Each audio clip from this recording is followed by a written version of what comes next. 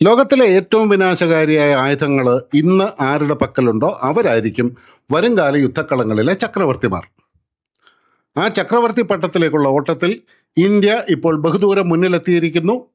ശബ്ദത്തേക്കാൾ 5-8 മടങ്ങ് വേഗത്തിൽ പറന്ന് ലോകത്തെ ഏത് പ്രതിരോധ സംവിധാനത്തെയും വെട്ടിച്ച് ലക്ഷ്യം തകർക്കുന്ന ഹൈപ്പർസോണിക് കരുത്താണ് ഇന്ന് ഇന്ത്യൻ സായുധ സേനകൾ ആർജിക്കുന്നത്. എല്ലാവർക്കും നമസ്കാരം. ഞാൻ രഘുനാഥ് ചൈതന്യ. ശത്രു രാജ്യങ്ങളെ, പ്രത്യേകിച്ച് ചൈനയെ പോലും വിറപ്പിക്കുന്ന ഇന്ത്യയുടെ ഹൈപ്പർസോണിക് മിസൈൽ പ്രോഗ്രാമുകളെക്കുറിച്ചും സാങ്കേതിക വിദ്യയിൽ നമ്മൾ എങ്ങനെ ചൈനയെ മറികടക്കുന്നു എന്നതിനെക്കുറിച്ചും ആഴത്തിൽ പരിശോധിക്കുന്ന ഈ Chaitanya defence and geopolitics വീഡിയോയിലേക്ക് എല്ലാവർക്കും സ്വാഗതം.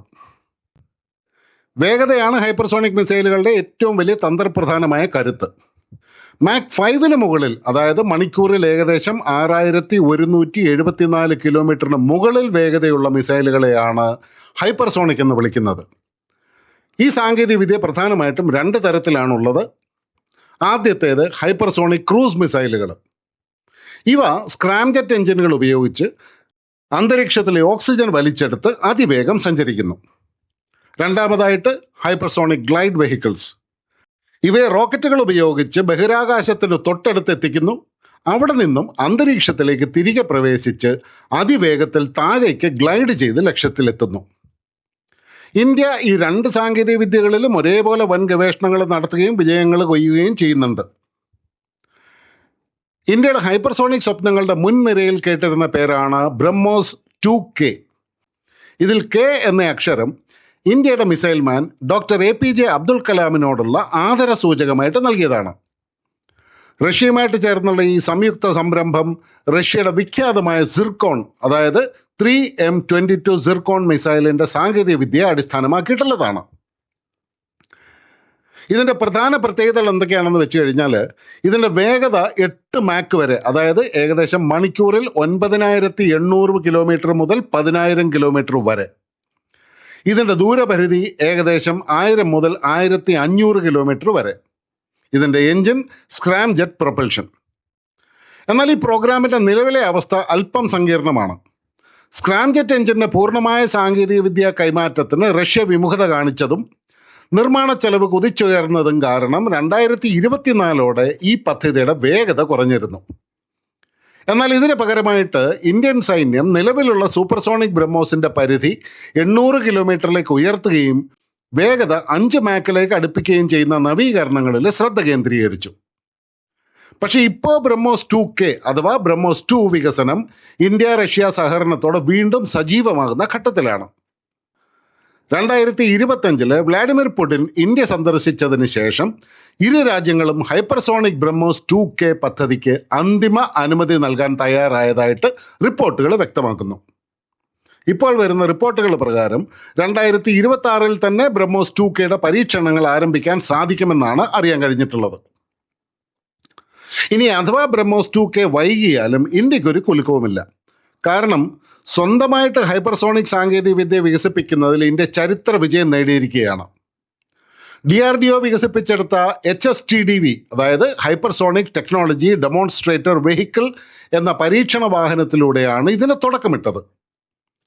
ഇതിൻ്റെ ഏറ്റവും ആധുനികമായ രൂപമാണ് പ്രൊജക്ട് വിഷ്ണു എന്നറിയപ്പെടുന്ന ETLDHCM, അതായത് extended trajectory long duration hypersonic cruise missile. ഇതിൻ്റെ പ്രധാനപ്പെട്ട പ്രത്യേകതകളെന്ന് പറയുന്നത്, ഒന്നാമത് മാക് 8 കൂടുതലാണ് ഇതിൻ്റെ സ്പീഡ്. 1500 കിലോമീറ്ററിന് മുകളിലാണ് ഇതിൻ്റെ പരിധി. അതായത് സർഫസ് ടു സർഫസ് വേരിയൻറ്റുകൾക്ക് 2500 കിലോമീറ്ററിൽ അധികം ദൂരം താണ്ടാൻ കഴിയുമെന്നാണ് കണക്കുകൾ സൂചിപ്പിക്കുന്നത്. ഇതിൻ്റെ പ്രധാനപ്പെട്ട സാങ്കേതിക വിദ്യ ആക്റ്റീവ്ലി കൂൾഡ് സ്ക്രാംജെറ്റ് എഞ്ചിനാണ്. അതായത് ഇരുമ്പുരുകുന്നതിനേക്കാളും കൂടിയ താപനിലയെ ചെറുക്കാൻ കഴിയുന്ന പ്രത്യേക സെറാമിക് കോട്ടിങ്ങുകളാണ് ഇതിലുപയോഗിക്കുന്നത്.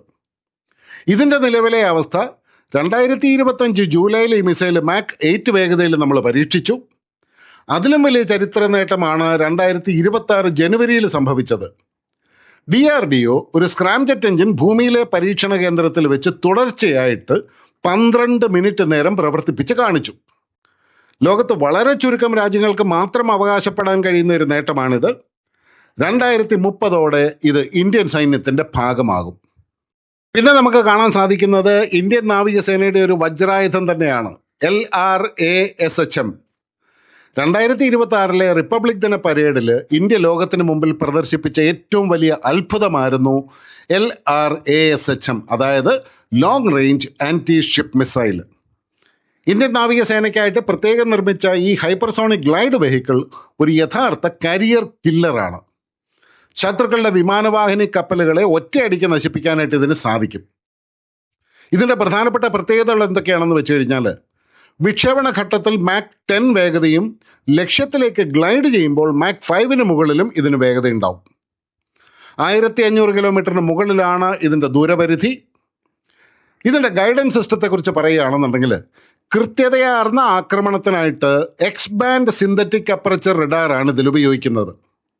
അതായത് സ്ഫോടക വസ്തുക്കൾ ഇല്ലാതെ പോലും ഇതിൻ്റെ ഭീമമായ വേഗത കൊണ്ടുണ്ടാകുന്ന ഗതികോർജം കാരണം, അതായത് കൈനറ്റിക് എനർജി കാരണം, ഒരു വലിയ യുദ്ധക്കപ്പലിനെ രണ്ടായിട്ട് പിളർക്കാൻ ഇത് പര്യാപ്തമാണ്. ഇനി നമുക്ക് ഹൈപ്പർസോണിക് മിസൈലുകളുടെ മത്സരത്തിൽ ഇന്ത്യയും ചൈനയും തമ്മിൽ ആർക്കാണ് മുൻതൂക്കം എന്നും കൂടി ഒന്ന് പരിശോധിക്കാം. അക്കങ്ങൾ പരിശോധിച്ചാൽ ചൈനയുടെ പക്കൽ നിലവിൽ കൂടുതൽ ഹൈപ്പർസോണിക് ആയുധങ്ങളുണ്ട്. എന്നാൽ സാങ്കേതിക വിദ്യയുടെയും പ്രഹരശേഷിയുടെയും കാര്യത്തിൽ ഇന്ത്യ ചൈനയെ പല മേഖലകളിലും ബഹുദൂരം പിന്നിലാക്കുന്നു എന്നാണ് സൈനിക വിദഗ്ധർ പറയുന്നത്. ആ വ്യക്തമായ മുൻതൂക്കങ്ങൾ എന്തൊക്കെയാണെന്നും കൂടെ നമുക്കൊന്ന് നോക്കാം. ആദ്യത്തേത് സ്ക്രാംജെറ്റ് സാങ്കേതിക വിദ്യയിലെ ആധിപത്യം തന്നെയാണ്. ചൈനയുടെ നിലവിലുള്ള മിക്ക ഹൈപ്പർസോണിക് ആയുധങ്ങളും, ഉദാഹരണത്തിന് DF-17 ഒക്കെ ബൂസ്റ്റ് ഗ്ലൈഡ് സാങ്കേതിക വിദ്യ ഉപയോഗിക്കുന്നവയാണ്. എന്നാൽ ഇന്ത്യയുടെ ET-LDH-CM ഉപയോഗിക്കുന്നത് സ്ക്രാംജെറ്റ് സാങ്കേതിക വിദ്യയാണ്. ഇതിൻ്റെ ഗുണം എന്താണെന്ന് വെച്ചാൽ, ഗ്ലൈഡ് വാഹനങ്ങളെപ്പോലെ വേഗത കുറയാതെ ലക്ഷ്യത്തിലെത്തുന്നത് വരെ എഞ്ചിൻ പ്രവർത്തിപ്പിച്ച് ഒരേ ഹൈപ്പർസോണിക് വേഗത നിലനിർത്താനും ദിശ മാറ്റാനും ഇന്ത്യയുടെ മിസൈലുകൾക്ക് കഴിയും. 2026 ജനുവരിയിൽ ഇന്ത്യ 12 മിനിറ്റ് തുടർച്ചയായിട്ട് സ്ക്രാംജെറ്റ് പ്രവർത്തിച്ചപ്പോൾ ചൈന ഇപ്പോഴും ഈ മേഖലയിൽ ഗവേഷണങ്ങൾ നടത്തുന്നതേ ഉള്ളൂ. ഈ കാര്യത്തിൽ ഇന്ത്യ ചൈനയെക്കാളും ഒരു പടി മുമ്പിലാണ്. രണ്ടാമത് ഗൈഡൻസ് സിസ്റ്റം എന്ന മാന്ത്രിക വിദ്യ, അതായത് സുപ്പീരിയർ ടെർമിനൽ ഗൈഡൻസും ഇന്ത്യക്കാണ് ഉള്ളത്. ചൈനയുടെ YJ-21 ഇന്ത്യയുടെ LRASHM വിമാനവാഹിനി കപ്പലുകളെ തകർക്കാൻ നിർമ്മിച്ചവയാണ്. എന്നാൽ കടലിലൂടെ നിരന്തരം സഞ്ചരിക്കുന്ന ഒരു വലിയ കപ്പലിനെ ഹൈപ്പർസോണിക് വേഗതയിൽ വന്ന് കൃത്യമായിട്ട് ഇടിക്കുക എന്നുള്ളത് വളരെ ബുദ്ധിമുട്ടുള്ള കാര്യമാണ്. ഇന്ത്യയുടെ LRASHM ഉപയോഗിച്ചിരിക്കുന്ന അതീവ രഹസ്യവും നൂതനവുമായ എക്സ്-ബാൻഡ് സിന്തറ്റിക് അപ്പർച്ചർ സീക്കറുകൾ ശത്രുക്കളുടെ ഇലക്ട്രോണിക് ജാമിങ്ങിനെ മറികടന്ന് ലക്ഷ്യത്തെ കൃത്യമായിട്ട് കണ്ടെത്തി നശിപ്പിക്കാൻ പ്രാപ്തിയുള്ളവയാണ്. അതുപോലെ തന്നെ S-400 പോലെയുള്ള മികച്ച പ്രതിരോധ സംവിധാനങ്ങൾക്ക് പോലും ഹൈപ്പർസോണിക് ക്രൂസ് മിസൈലുകളെ തടയാൻ കഴിയില്ല. കാരണം അവ അന്തരീക്ഷത്തിൻ്റെ വളരെ താഴെ കൂടിയാണ് പറക്കുന്നത്. റേഡിയോ തരംഗങ്ങളെ തടയുന്ന പ്ലാസ്മ ഷീൽഡ് ഈ മിസൈലുകൾക്ക് ചുറ്റും രൂപപ്പെടുന്നതിനാൽ റഡാറുകൾക്ക് ഇവയെ കണ്ടെത്താനും കഴിയില്ല. ചുരുക്കത്തിൽ, ചൈനയ്ക്ക് നിലവിൽ സംഖ്യാബലമുണ്ടെങ്കിലും അടുത്ത കുറച്ച് വർഷങ്ങൾക്കുള്ളിൽ ഇന്ത്യ വിന്യസിക്കാൻ പോകുന്ന ഹൈപ്പർസോണിക് ആയുധങ്ങൾ സാങ്കേതികമായിട്ട് ചൈനീസ് ആയുധങ്ങളെക്കാളും വളരെ മികച്ചതും കൃത്യതയുള്ളതുമായിരിക്കും. ചൈനയുടെ DF-27 പോലെയുള്ള ദീർഘദൂര മിസൈലുകൾക്ക് ഇന്ത്യ നിലവിൽ മറുപടി നൽകിയിട്ടില്ല എന്നുണ്ടെങ്കിലും ഇൻഡോ പസഫിക് മേഖലയിലെ സന്തുലിതാവസ്ഥ നിലനിർത്താനായിട്ട് ഇന്ത്യയുടെ പക്കലുള്ള ആയുധങ്ങൾ തന്നെ ധാരാളമാണ്. ലഡാക്കിലും അരുണാചൽ പ്രദേശിലുമായിട്ട് അതിർത്തിയിൽ ചൈന നടത്തുന്ന പ്രകോപനങ്ങൾക്ക് മറുപടി നൽകാനായിട്ട് ഇന്ത്യക്ക് ഇത്തരം അതിവേഗ ആയുധങ്ങൾ അത്യാവശ്യമാണ്.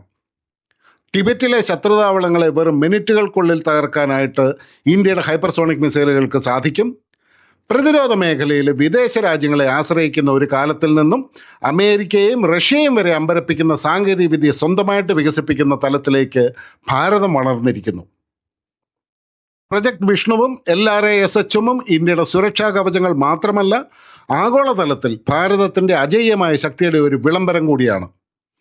ഈ അതിവേഗ യുദ്ധത്തിൽ ശത്രുക്കളെക്കാൾ ഒരു മുഴം മുമ്പേ എറിയാൻ ഇന്ത്യൻ സായുധ സേനകൾ തയ്യാറായി കഴിഞ്ഞു. സുഹൃത്തുക്കളെ, നിങ്ങൾക്ക് ഈ വീഡിയോ വിജ്ഞാനപ്രദമായി തോന്നിയെന്നുണ്ടെങ്കിൽ തീർച്ചയായിട്ടും ഒന്ന് ലൈക്ക് ചെയ്യുക. നിങ്ങളുടെ അഭിപ്രായങ്ങൾ താഴെ കമൻറ്റ് ചെയ്യുക. ഇന്ത്യയുടെ പ്രതിരോധ മേഖലയിലെയും അന്താരാഷ്ട്ര ബന്ധങ്ങളിലെയും കൂടുതൽ ആഴത്തിലുള്ള വിശകലനങ്ങൾക്കായിട്ട് Chaitanya defence and geopolitics എന്ന ഈ ചാനൽ ഒന്ന് സബ്സ്ക്രൈബ് ചെയ്യാൻ മറക്കരുത്. മറ്റൊരു മികച്ച വിഷയമായിട്ട് നമുക്ക് വീണ്ടും കാണാം. എല്ലാവർക്കും നന്ദി, നമസ്കാരം, ജയ് ഹിന്ദ്, ഭാരത് മാതാ കി ജയ്.